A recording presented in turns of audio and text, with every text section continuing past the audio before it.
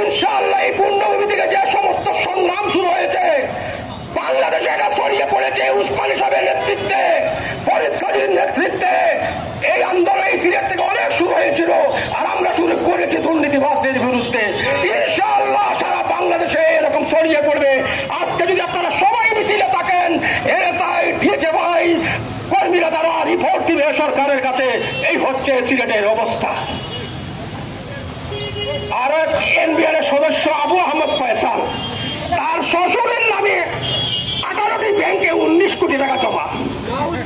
তার বাগনা চট্টগ্রাম রেঞ্জের একটা থানার ওসি, তার নামে সহ 50 কোটি টাকা তার অ্যাকাউন্টে বিভিন্ন আত্মীয় স্বজনের নামে জমা পাওয়া গেছে।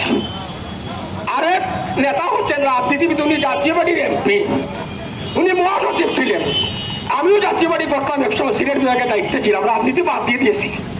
রাজনীতি হচ্ছে লুটপাট করার জন্য রাজনীতি করে মানুষ। কিছু মানুষ আছে রাজনীতি করে সততার জন্য, এদেরকে আমরা স্যালুট জানাই। এই জাতীয় পার্টির মহাসচিব সাহেব বর্তমানে সে চেয়ারম্যান, ওই পটুয়াখালী বাকেরগঞ্জের এমপি। মানব জমিনে পত্রিকায়, আজকের পত্রিকায় এসেছে, টাকার একটি পত্রিকা নাম আজকের পত্রিকা, ভালো রিপোর্ট করে। সেই পত্রিকায় লিখেছে একদিনে 200 কোটি টাকা লেনদেন করেছে রুহুল আমিন হাওলাদার। তাকে দুর্নীতি দমন কমিশন চিঠি দিয়েছে, দুদকে আসার জন্য বলেছে যে আপনি এই 200 কোটি টাকা কিভাবে পেলেন, সে আমাদেরকে বলেন। সে পাত্তাই দেয়নি। সে এখনো বহাল তবিয়তে লাল কোট পরে যে গণমাধ্যমে সাক্ষাৎকার দেন, অথচ তার নেতা, তার দল যে দুর্নীতি করেছেন। 9 বছরের সফল রাষ্ট্রপতি হুসেইন মোহাম্মদ এরশাদের কোন সম্পত্তির কোন বালাই নেই, তার কোন সম্পত্তি নেই। তার রাজনীতি ছিল সুমহান। তার আমলে মানুষ গাড়ি জ্বালিয়েছে, অফিসে আগুন দিয়েছে, গুলি ছোড়া হয় নাই। তার আমলে প্রতিটা কলেজে ছাত্র সংসদ নির্বাচন হয়েছে। তার আমলে গ্রামে গঞ্জে উপজেলা নির্বাচন হয়েছে, স্বাধীন উপজেলা চেয়ারম্যান ছিল। সে এমপি এসে তার চেয়ারম্যানের উপর খবরদারি করতে পারেনি। আজকে যে এই উপজেলার চেয়ারম্যান হয়েছে, এদের কোনো পাওয়ার নেই, এরা পাওয়ারলেস। কারণ এমপি যা বলবে তাই করতে হবে। আমরা এই দাবিও করেছিলাম এমপিদের কৃতিত্ব চলবে না। কণ্ঠস্বর সে সৈয়দ সাইদুল হক সুমন, সেই দুর্নীতিবাদদের বিরুদ্ধে কথা বলা শুরু করেছে।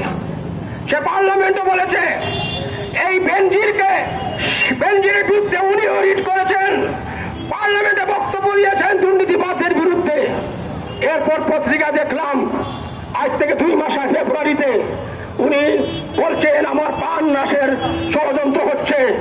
এই দুর্নীতি মুক্তকরণ বাংলাদেশ ফোরাম একমাত্র বাংলাদেশে, আমরা তার বিরুদ্ধে, আমরা তার প্রতিবাদে তার পক্ষে দাঁড়িয়ে বেনজিরের গ্রেফতারের দাবিতে আমরা মিটিং করেছি কোর্ট পয়েন্টে।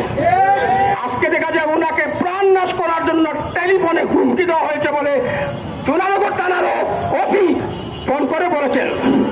তাহলে এখন আমাদের ব্যারিস্টার সুমনের পাশে দাঁড়ানো আমাদের দায়িত্ব নয়?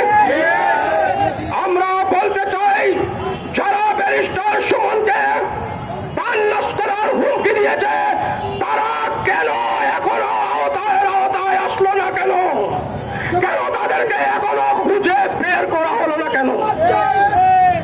আমরা পরিষ্কার ভাষা বলে দিতে চাই ব্যারিস্টার সুমনকে নিরাপত্তা দাও। তার নিরাপত্তার জন্য তাকে, তার সাথে একজন গানম্যান নিয়োগ করা হোক। এই দাবি কি আপনারা সমর্থন করেন?